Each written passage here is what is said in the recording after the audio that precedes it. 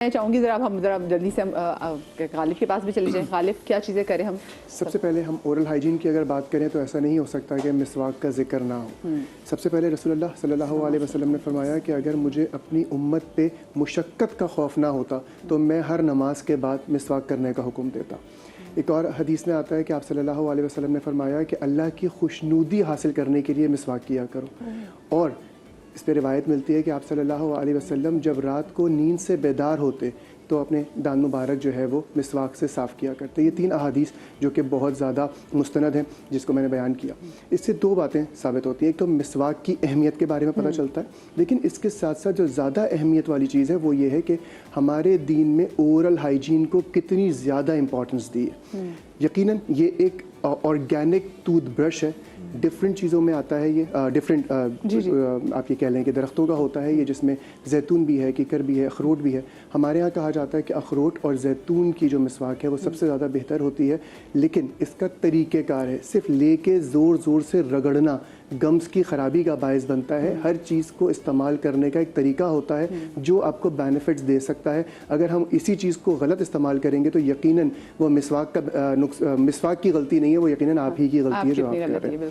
अखरोट की मिसवाक सबसे बेहतर है, जो कि आपके हाइजीनिक कंडीशंस को भी बेहतर रखती है, गम्स के लिए बहुत अच्छी है, जो कि आपके दांत की सफाई के लिए बेहतर है। मिसवाक कोई भी हो, अगर अरके गुलाब में भिगो के रखें, उसको अरके गुलाब में डाल के रखें तो उसके बेनिफिट्स भी बेहतर रहेंगे। और अच्छी तरीके से हमेशा वॉश करें, 2 दिन इस्तेमाल करें, 2 दिन बाद आधा इंच काट दें, आपके नया टूथब्रश तैयार है। 100% हाइजीनिक और 100% आपकी ओरल हाइजीन को 100% क्योर रखें। पर अच्छी जगह से रहिए ना कि आपको सिग्नल पे कोई बेच रहा हो तो आपने से खरीद लिया है, ऐसा नहीं करना। आपको पता होना चाहिए। बहुत सारे लोगों को पता भी नहीं होता वो डंडी है किसकी, बस वो मिसवाक के नाम पे वो बिक रही है। तो अच्छा, माउथ ओरल हाइजीन की बात करें तो माउथ अल्सर्स बहुत ज़्यादा कॉमन हो रहे हैं, जिसकी बहुत सारी वजूहात भी हैं, जिस तरह हमने बहुत सारी चीज़ें डिस्कस की, और ये कहीं ना कहीं इनिशियल स्टेजेस भी हो सकती हैं, खुदा न खास्ता कैंसर की। तो ऑब्वियसली सबसे पहले तो ये कि आपने डॉक्टर को विजिट करें। छोटे छोटे साइंस होते हैं जो कि आपको बहुत बड़ी बीमारी से बचा सकते हैं अगर आप होश के नाखून टाइम पे ले लें। मेहंदी के पत्ते एंटी फंगल एंटीसेप्टिक प्रॉपर्टीज़ इसमें होती हैं और रिपेयरिंग का काम कर सकती हैं। माउथ अल्सर के लिए मेहंदी एक बेहतरीन दवा का काम करती है। इसका डिकॉक्शन बनाएं, कहवा बनाएं, तकरीबन 3 से 4 ग्राम 1 गिलास पानी में पका लीजिए। जब पानी आधा रह जाए तो उसको ठंडा करने के लिए रख दीजिए और उसको छान कर उसके सिर्फ गरारे करने हैं। वो आपके माउथ अल्सर में एक बेनिफिट देगा और आपको फौरी तौर पे जो है वो रिलीफ भी देगा। नंबर 2, छाले बहुत ज़्यादा कॉमन हो रहे हैं हमारे यहाँ। ये कहा जाता है मसाले इतने खाते हैं, हमारे यहाँ ये कहा जाता है कि छाले मैदे और जिगर की गर्मी का एक बेसिकली वजह होती है, जो कि छालों का एक मौजब बनती है। तो सबसे पहले अगर होम रेमेडी की बात की जाए तो हरा धनिया एक बहुत अच्छी दवा हो सकती है। सिर्फ 2-4 पत्तियाँ इसकी लेके चबाएं, थोड़ी देर मुंह में रखें और उसका पानी पी लें, धनिया थूक दें। दिन में 2-3 मरतबा करें तो मैदे की गर्मी इससे बेहतर होती है, छालों की जो कैफियत है उसमें फ़ायदा होता है।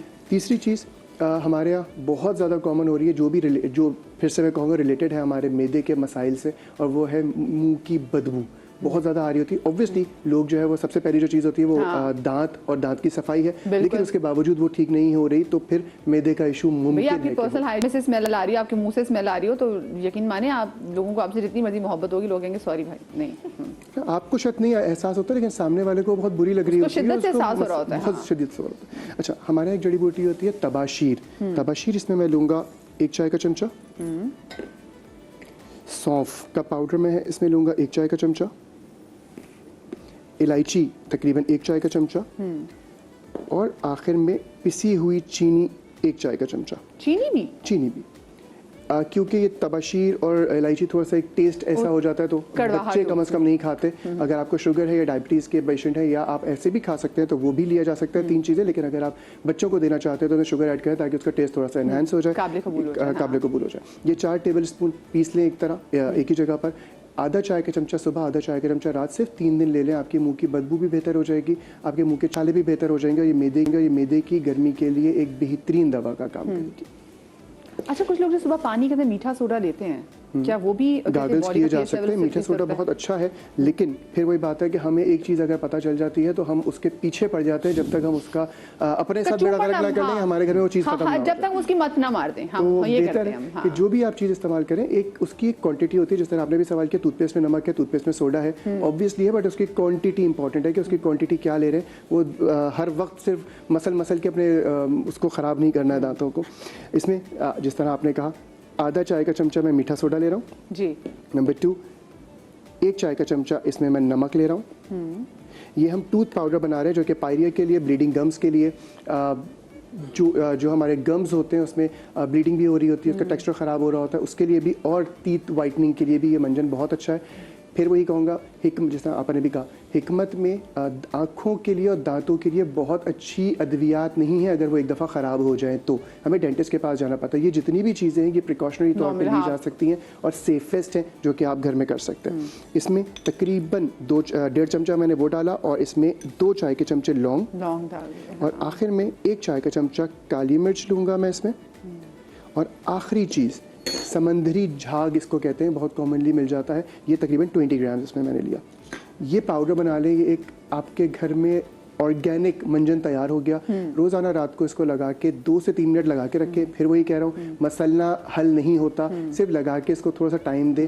ये एंटीसेप्टिक प्रॉपर्टीज़ इसमें आ गई, इसमें एंटी फंगल प्रॉपर्टीज़ आ गई, इसमें क्लीनिंग एजेंट आ गया, और इसके साथ साथ डीप क्लींजर आ गया जो कि आपके एनिमल को भी क्लियर रखेगा, और इसके साथ साथ जो भी दांतों के इन्फेक्शन है उसके लिए लौंग क्योंकि इसमें मौजूद है, तो वही बेहतरीन दवा का काम। तो जनाब, द ओनली मंजन that you are allowed to sell is दांतों वाला मंजन, लेकिन वो भी अच्छा ऑर्गेनिक हो, ठीक है, क्योंकि और कोई मंजन लोगों को ना बेचे, क्योंकि oral health thank you Ghalib आ जाइए। अच्छा, जाने से पहले मुझे डॉक्टर नाज़िर साहब, मुझे एक तो इम्यूनोथेरेपी के हवाले से बताएगा, फिर दूसरा मुझे बताएं कि जब 2019 में गुटखा और मावा के हवाले से जब बिल पास भी हो गया था, उसके बावजूद हमने ये, या तो हम देखते हैं ना कि जी कैंसर के केसेस कम हो गए हैं, हम तो कहीं पे कैंसर के केसेस कम होते हुए नहीं देख रहे, तो मजीद बढ़ रहे हैं, क्यों?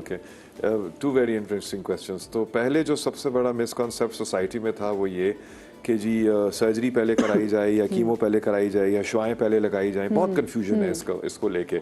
तो मैंने इस पे कुछ वीडियोस बनाई थी जिसमें मैं कहा करता था कि आप सर्जरी पहले कराएं और उसके बाद कीमो का कोई रोल होगा तो होगा, वैसे कीमो का कोई रोल नहीं। अब ये जो अल्फाज इस्तेमाल करूँ ना, chemo is short for chemotherapy, और कीमोथेरेपी एक वो ड्रग है जो आप इंजेक्शन के जरिए जिस्म में लेते हैं या मुंह के जरिए गोली की फॉर्म में भी खा सकते हैं। वैसे इतना नहीं डरते जितना कीमोथेरेपी के नाम से, कीमो रेडिएशन से कीमो होगी, जहर मैं रोज खा लूं लेकिन मुझे कोई दवाई ना दे।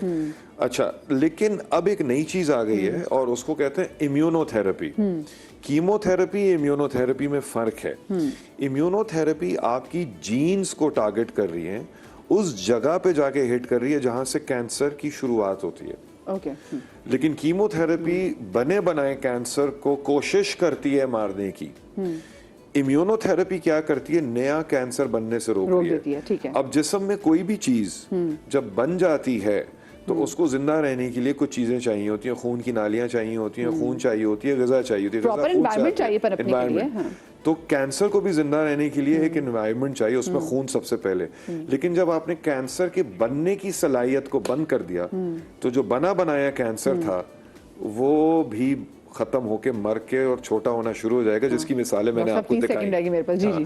सो इम्यूनोथेरेपी डेफिनेटली एक रोल है, लेकिन सर्जन को पहले दिखाएं, वो आपको गाइड करेगा। और आखिरी में जाते जाते मैं फेडरल गवर्नमेंट को और सिंध गवर्नमेंट को बोलूंगा कि तमाम बातें बहुत अच्छी हैं, लेकिन 2011 का गुटखा बिल जो 2019 में अमेंड हुआ था उसको इम्प्लीमेंट कर दें।